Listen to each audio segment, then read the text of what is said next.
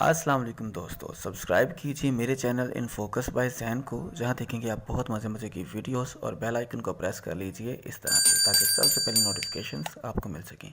Like comment और share करना मत भूलिएगा। Now please enjoy the video. वो खुशी, वो गम, वो उसके ये हालत देख के मैं तो वो वो बोल रही थी कि सेनेटर मुश्ताक अहमद खान का कहना है कि आफिया सिद्दीकी की सेहत कमज़ोर रही और बार बार उनकी आंखों में आंसू आ रहे थे। 20 साल 2003 से मार्च 2023, 20 साल कोई कत्ल भी करता है ना तो उम्र कैद 14 साल में खत्म हो जाती है, और आप खुद अपनी बेटी को यहाँ से उठा के और आप बेच दें और 20 साल से उसको लावारिस छोड़ दें। बता देना पूरी कौम को खोल के कि हम गुलाम हैं, हमारे सबके गुलामी के तोक लगे में हम उनके। आज से 20 साल पहले डॉक्टर आफिया को अगवा किया गया था और वो आज भी अमेरिका की एक बदतरीन जेल FMC कार्सवेल के नाम से है, उसमें मौजूद हैं। आखिर वो क्या वजह थी जो डॉक्टर आफिया सिद्दीकी को अगवा किया गया और 86 साल या उम्र भर की कैद की सजा सुनाई गई? आखिर इन्होंने कौन सा फार्मूला तैयार किया था? इस वजह से अमेरिका डर गया, खौफजदा हो गया और आज डॉक्टर आफिया सिद्दीकी के लिए क्या क्या किया जा रहा है, जिसकी वजह से उम्मीद की जा रही है कि वो जल्दी रिहा हो जाएंगी। बस उम्मीद है, बाकी अभी कुछ नहीं। लेकिन कुछ लोग ये भी नहीं जानते ये डॉक्टर आफिया सिद्दीकी है कौन, और अमेरिका ने गवाह किया, ऐसा हो ही नहीं सकता। पाकिस्तान से किसी औरत को अमेरिका उठा ले, ऐसे तो हमारी कोई औरत सेफ ही नहीं। और ये मुल्क पाकिस्तान आजाद तो नहीं हुआ बल्कि गुलाम है अमेरिका का। बता देना पूरी कौम को खोल के कि हम गुलाम हैं, हमारे सबके गुलामी के तोक लगे में। आ रहा हूँ मैं बचाने आफिया मेरी बहन, जुल्म से तुझको छुड़ाने आफिया मेरी बहन। क्या ऐसा है? सब कुछ है। पहले आफिया को देख लेते हैं। ये हैं डॉक्टर आफिया। पहले ये पाकिस्तान में थी, फिर अमेरिका चले गई स्टडी के लिए। इसकी फैमिली पाकिस्तान में बहुत सादा, मजहबी और पढ़ा लिखा घराना था। इसके वालिद का मजहबी पढ़ाई की तरफ बहुत रुझान था। इन्होंने दुनियावी आला तालीम के साथ साथ मजहबी तालीम भी बहुत अच्छे से दिलाई, कुरान का हिफ्ज भी करवाया। डॉक्टर आफिया की बात करें तो स्टार्टिंग से ही बहुत अक्लमंद और ज़हीन थी। इनको अभी भी 300 साल में सबसे ज्यादा ज़हीन इंसानों में शुमार किया जाता है। अंदाजा लगा ले 300 सालों में जिसे ये अवार्ड मिल गया, उसका माइंड कैसा होगा खुद सोचें।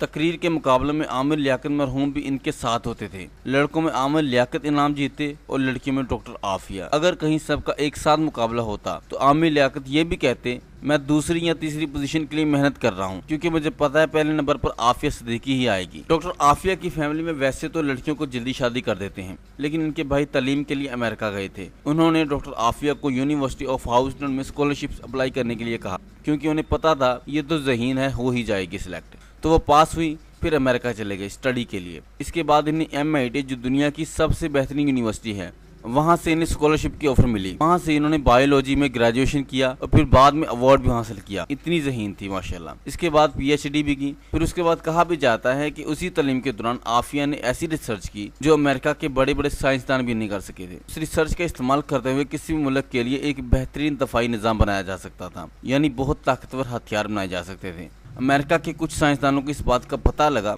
तो उन्होंने अमेरिकी इदारों के कुछ लोगों को इसकी खबर दी कि डॉक्टर आफिया के पास बहुत अहम और कमाल की रिसर्च है, जो अगर पाकिस्तान के हाथ लग गई तो हमारा बहुत नुकसान होगा। इस तरह डॉक्टर आफिया से वो रिसर्च हासिल करने के लिए अमेरिका के इदारों ने कोशिश शुरू कर दी। डॉक्टर आफिया को इस बात का अंदाजा था कि अगर ये रिसर्च अमेरिका के हाथ लग गई तो हमेशा की तरह इसे मुसलमानों के खिलाफ इस्तेमाल करेगा। इस तरह डॉक्टर आफिया ने वो रिसर्च राज की तरह अपने पास रखी। 1995 में इनकी शादी हुई अमजद खान, इनके शोहर का नाम था, और 1996 में इनका पहला बेटा अहमद पैदा हुआ। 2 बेटे अहमद सलमान और एक बेटी मरियम भी थी, टोटल 3। इनकी शादीशुदा जिंदगी अच्छी नहीं गुजरी। डॉक्टर आफिया की बहन डॉक्टर फौजिया कहती हैं कि एक मरतबा वो उनसे मिलने गई तो डॉक्टर आफिया के चेहरे पर जख्म के निशान थे। इन्हें स्टिचिंग की जरूरत थी। डॉक्टर आफिया के बेटे ने बताया कि उनके अब्बू ने अम्मी को मारा है। जब डॉक्टर फौजिया ने आफिया के हस्बैंड अमजद खान से बात की, सवाल किया, तो उन्होंने भी मान लिया और कह दिया हाँ ये हुआ है। 3 बच्चों के बाद इनकी शादी आगे ना चली और 2002 में इनकी तलाक हो गई। उसके बाद आफिया के जो शोहर थे वो आफिया पर इल्जाम लगाते रहे कि वो एक खतरनाक लड़की है जो दहशतगर्दी में मुलविस है, शामिल है। इसके बावजूद भी वो टेररिस्ट थी, फिर भी डॉक्टर आफिया के शोहर ने बच्चों को उसकी माँ के सपुर्द कर दिया। ये बात काफ़ी है कि डॉक्टर आफिया के हस्बैंड के सारे इल्ज़ाम गलत और झूठ थे।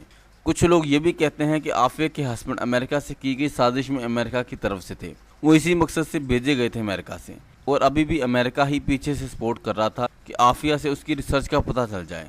امجد خان امریکہ سے بلونگ کرتے تھے، مطلب امجد خان نے بھی امریکہ میں اچھا وقت گزارا ہے۔ جب اس کی ریسرچ حاصل کرنے میں کامیاب نہیں ہوئے تو ڈاکٹر عافیہ کو طلاق دے دی۔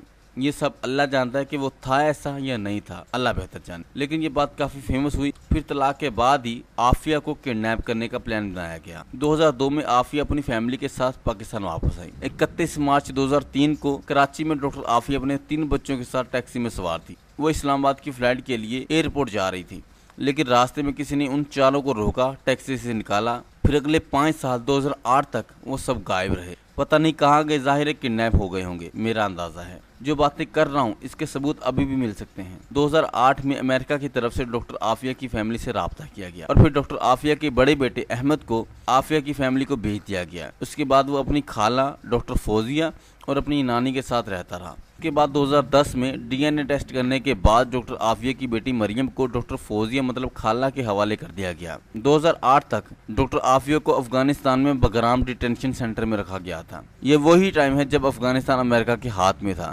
افغانستان کی جان چھوٹے تھوڑا ہی ٹائم ہوا ہے، آپ جانتی ہیں۔ 2006 میں موزمبیق کی کتاب اینمی کومیٹنٹ کے نام سے آئی۔ موزمبیق اور گوانتم نامی افراد جیل میں قیدی رہ چکے ہیں۔ انہوں نے اپنی کتاب میں یہ ذکر کیا کہ بگرام جیل میں انہیں ایک عورت کی دردناک چیخوں کی آواز آتی تھی۔ وہاں ایک عورت قیدی نمبر 605 لیڈی آف بگرام کے نام سے بہت مشہور ہو گئی تھی۔ کچھ لوگوں نے خیال کیا کہ شاید وہ ڈاکٹر عافیہ ہی تھی، لیکن یہ بات یقین کے ساتھ نہیں کہی جا سکتی۔